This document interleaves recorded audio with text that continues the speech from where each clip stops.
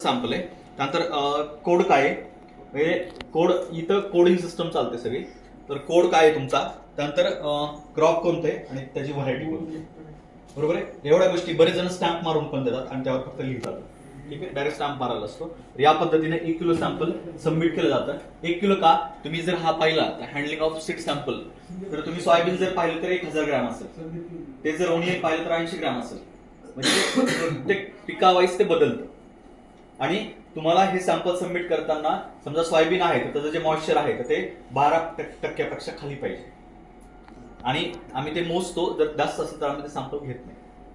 म्हणजे जसं तुम्ही मार्केटमध्ये सोयाबीन विकताना मोजतात त्याचे जे मॉइश्चर आहे ते मोजतात, तसं त्याप्रमाणे इथं पण मोजलं जातं. ते एकदम जे आहे ते जे मॉइश्चर मीटर असतं ते खूप साधं असतं. आपण हे जे आहे तुम्हाला ते दिसते, आपण मोजून बघू. त्यामध्ये हे या इक्विपमेंटची किंमत 10 लाख रुपये आणि खूप चांगली अॅक्युरसी याची. आणि 64 ची लायब्ररी आहे याच्यामध्ये. तुम्ही फक्त सोयाबीन नाही तर तुमचं कांदा असेल, मिरची असेल, वांग असेल, वांग्याचं कोणतंही बियाणं असेल, प्रत्येक बियाणं आपण यातून त्याचं मॉइश्चर टेस्ट करू शकतो. आणि आम्ही कॅलिब्रेशन केलं होतं, याच्यात पण कॅलिब्रेशन, प्रत्येक गोष्टीत कॅलिब्रेशन असतं.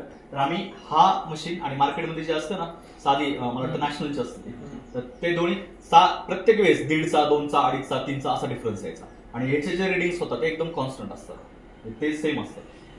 तर कंपन्या देताना या पद्धतीने आमच्याकडे सबमिट करतात. बीज परीक्षण अधिकारी, बीज परीक्षण प्रयोगशाळा, याच्यामध्ये बीज परीक्षणासाठी नमुने सादर करण्याबाबत, त्यामध्ये उगवण क्षमता आणि त्याची शुद्धता, म्हणजे काय ज्याला आपण फिजिकल प्युरिटी म्हणतो, जेनेटिक प्युरिटी नाही. जेनेटिक प्युरिटी हा वेगळा कन्सेप्ट आहे, फिजिकल प्युरिटी हा वेगळा कन्सेप्ट आहे. फिजिकल प्युरिटी म्हणजे काय की जे 1 किलो सॅम्पल तुम्ही सबमिट केलं आमच्याकडे, त्यामध्ये खडे, माती, त्यानंतर काडी कचरा वगैरे ते 2% पेक्षा जास्त नसायला पाहिजे. त्याचा पण एक चार्ट आहे. तर तुम्ही मॅक्सिमम जे आहे ते 98%, जे कुकुंबर वगैरे आहे त्यास साधं कॅरोट वगैरे जे आहे त्यात 95 वगैरे असेल. तर मॅक्सिमम जे आहे ते 98% आहे. ठीक आहे. तर याच्यानंतर आपण काय करतो, आपण यामध्ये मॉइश्चर टेस्ट करतो की त्याचं मॉइश्चर किती आहे. आपण मॉइश्चर टेस्ट करतो. याच्यामध्ये सिलेक्ट ग्रेन म्हणून तुम्हाला ग्रेन सिलेक्ट करावं लागतं. तुमचं पीक कोणतं आहे, आपण सोयाबीन करू. 3 नंबरला आहे ते.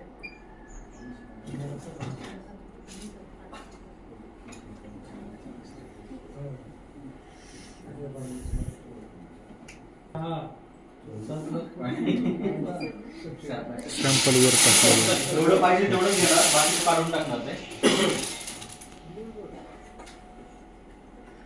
सॅम्पल वरून फिडिंग केली.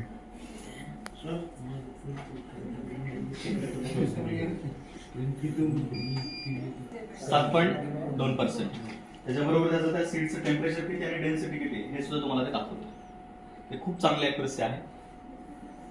सर हे बाजारात जे असते, जे हवा चेक करायचे असते, त्याच्यामध्ये याच्यामध्ये कितीचा फरक पडतो कशामध्ये?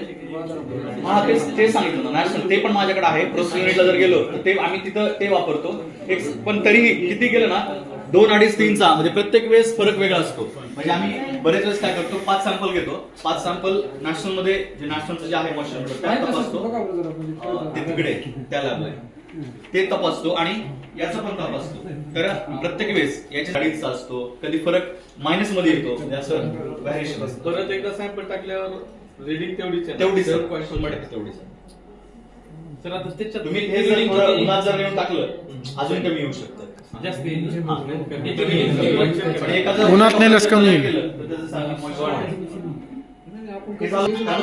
तो आहे फिजिकल प्युरिटी बोर्ड. म्हणजे सॅम्पल टाकलं जातं, सॅम्पल डिवायडर मधून काढलं जातं. जेवढं आम्हाला सॅम्पल लावायचे तेवढं सॅम्पल काढून त्यातून किती फिजिकल म्हणजे पर्सेंटेज मध्ये काढावं लागतं. समजा आम्ही 50 ग्रॅम घेतलंय, 50 ग्रॅम मधून एक साधारणतः 2 ग्रॅम जर निघले, काय तुमचं इनट मॅटर निघले, तर त्याची पर्सेंटेज काढून रिपोर्ट बनवला जातो. त्यानंतर आपण हा जो आहे तर हा जर्मिनेशन पेपर आहे.